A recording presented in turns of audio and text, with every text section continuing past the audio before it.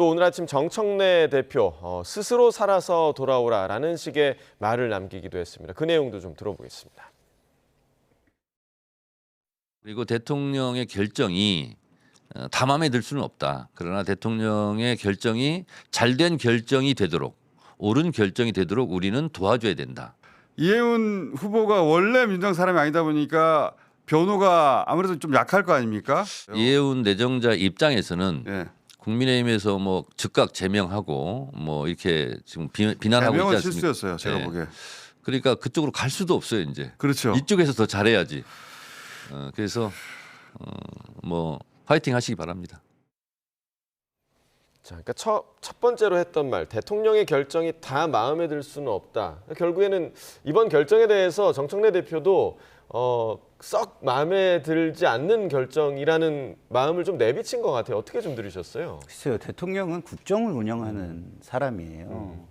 그런데 이런 결단을 한 것은 저는 지지를 해주는 것이 맞다고 봅니다. 노무현 대통령께서도 대연정을 얘기했다가 내부에 어마어마한 반발에 부딪히신 것을 제가 기억을 하는데요.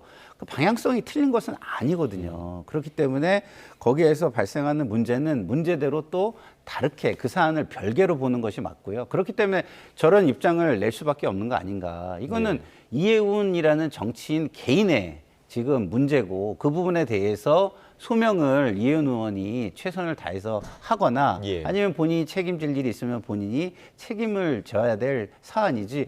지금 국정을 운영하는 책임자가 그 진영을 넘어서서 발탁을 하고 포용과 통합의 길로 가겠다는 의지를 표명한 것이 잘못된 것이다까지 가면 그것은 맞지 않는다. 그런 차원의 이야기를 하는 것이고요. 당연히 민주당에서는 저 자리에 가고 싶은 사람들이 한둘이겠습니까? 마음에 들지 않죠.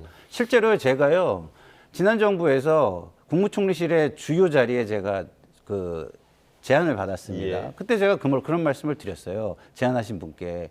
제가 그 자리에 가면 시기 질투하시는 분들이 너무 많아서 버티질 못하실 겁니다. 라고 해서 제가 고사를 한 적이 있는데 저는 우리 당 입장에서도 똑같은 시기 질투가 있을 수밖에 없는 인사다라는 말씀을 드립니다. 네. 그러면 이제 앞서 이번 이재명 정부에서 그러니까 이해운 후보자의 능력을 보고 야권 인사이지만 발탁을 한 거다라고 얘기를 해주셨는데, 그러면 이해운 후보자의 이 분야에서의 능력만 가지고 본다면 최 변호사께서는 좀 어떻게 평가하세요? 기획 예산에 관한 능력, 이분이 어떤 그 행정부로서의 역할을 한 게 있습니까? 견제하는 역할로서의 어떤 그 국회의원으로서의 역할을 했는 것이지, 구체적으로 본인이 기획 예산과 관련해서 해본 일이 뭐가 있죠?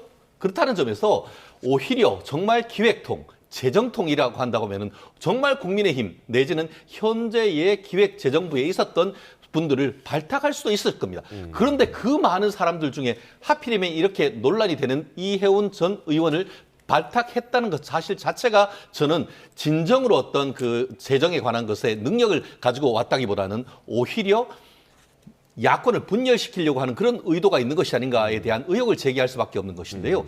사실 좀 전에 그 말씀하신 것처럼 지금 정청래 당대표가 지금 한 유튜브에서 했는 것은 제가 봤을 때 이런 느낌인 것 같아요.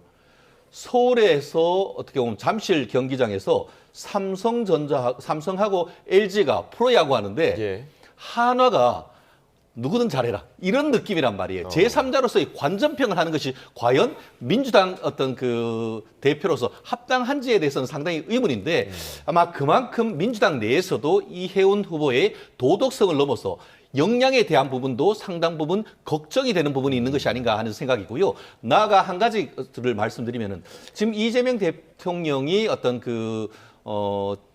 인사하는 스타일을 보면은 사실 앞에 얼굴로 내세운 사람은 약간 그 힘이 없는 허세를 내세우고 실세 차관급으로 해서 사실상 그 부서를 장악해가는 그런 모습을 보이죠. 예를 들어서 지금 그 송미령 농림부 수산부 장관도 비슷한 그런 형태 아니겠습니까? 그렇기 때문에 저는 개인적으로 지금 이해운 그 후보가 기재부 장관이 될지는 아직은 잘 모르겠습니다. 된다 하더라도 정말 옛날에 이재명 대통령이 기본소득 확장적 재정 정책 이에 대해서 본인이 적극적으로 반대를 했는데 그런 목소리를 낼 수 있을지에 대해서는 저는 상당히 구조적인 문제가 있다라고 봅니다. 예. 그러면 그 이제 청문회 앞두고 있잖아요. 그러면 여당에서도 지금 이 청문회를 어떤 분위기로 끌고 가야 될까에 대해서 상당히 고민이 클 것 같아요. 왜냐하면 너무 많은 의혹이 쏟아졌기 때문에 이걸 적극적으로 방어를 해줘야 하는 건지 아니면 같이 파헤쳐야 하는 건지 어떻게 좀 보십니까? 사실 저는 일관되게 국회는 방어를 하는 곳은 아니라고 생각을 합니다. 충분하게 소명의 기회를 주고 할 수는 있겠지만 국민들의 입장에서 국민들의 대표로 검증할 것은 철저하게 검증하는 것이 저는 국회의 역할이라고 보기 때문에 뭐 민주당이 방어를 해줘야 된다. 저는 심지어 민주당 출신 장관 내정자라고 하더라도 그거는 맞지 않는 얘기라고 기본적으로 생각을 하고요. 그리고 좀 전에 우리 변호사님께서 말씀하신 이해운 의원의 그 내정자의 능력과 관련해서는 제가 오히려 당은 다르지만 우리 변호사님보다 많이 할 거예요. 저는 이제 기획재정이만 그야말로 자타가 공인하게 주구장창 한 사람이거든요. 그렇기 때문에 그 안에서 이해운 의원이 하는 것들을 봤어요. 소위위원장으로 회의 진행하는 것도 보고 질의의 수준도 보고 뭐 이런 걸 다 봤는데 역량은 확실하게 있는 분입니다. 이제 역량이 있다 보니까 보좌진들한테 좀 약간 과도한 요구, 과도한 언사를 한 거를 당이 다름에도 불구하고 저도 몇 번 목격을 한 적이 있거든요. 그렇기 때문에 뭐 역량의 측면과 도덕성의 측면 이것인데 전 계속 말씀을 드리지만 도덕성의 측면은 국민의힘에서 20년간 이걸 몰랐겠습니까? 저도 그런 언사를 옆에서 볼 정도로 했는데 그러면은 그것에 대한 문제 제기도 꽤 있었을 텐데 검증을 충분히 했다라고 타 진영에서는 생각할 수밖에 없었던 거 아닌가 다시 한번 말씀드립니다.